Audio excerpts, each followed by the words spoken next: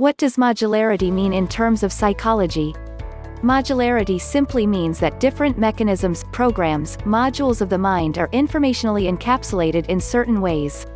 Our minds are computers that are comprised of many different programs, or modules, that perform different functions, just like your computer has many different software programs that perform different tasks.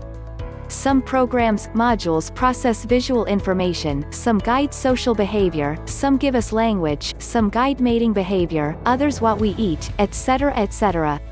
Each module or program has access to certain kinds of information, and doesn't have access to other kinds of information.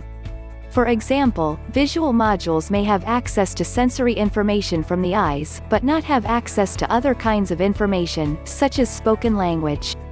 This is modularity. Visual illusions provide an easy-to-understand example of this in action.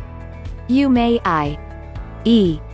one part of your mind may understand how a visual illusion works, yet you will still not be able to unsee the illusion. You might be able to describe and explain exactly what is going on with the illusion, yet, however hard you try, you still see it. This is because the visual modules in your brain that produce the illusion do not have access to the information that another part of your brain has about what the image actually shows in terms of objects in the world.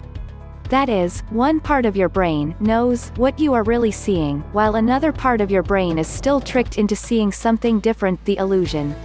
The information needed to unsee the illusion is simply not available to the program in your brain that causes you to see the illusion. Your computer works the same way. Some programs have access to certain kinds of information that others simply don't. And the way that different programs can share information with each other is determined by what kinds of information each can accept as input and what kinds of information each can generate as output. Skype accepts video and audio feeds as input, and outputs the same, but Microsoft Word does not. If you wanted to transcribe a Skype conversation into Microsoft Word, you would need an additional piece of software that would accept audio files as input, translate these into text, and output this text in a format that Word could accept as input. Similarly, you can't taste colors, hear smells, or feel speech unless you have some form of synesthesia.